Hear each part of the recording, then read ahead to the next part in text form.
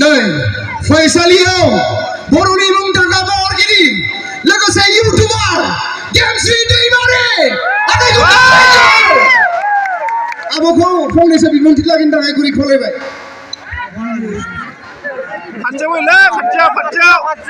एसे खाथियाव थांनानै रायलायगोन नोंथांमोनजों। बरिया नंमारगौ निजासोबाय निजा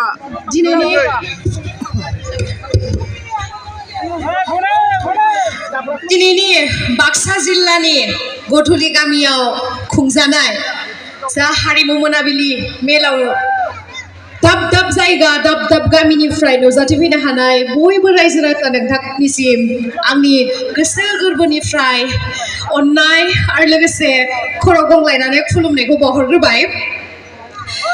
गरम मोनदों नामा बिथिं बिराद गिसिब सिबगासिनो?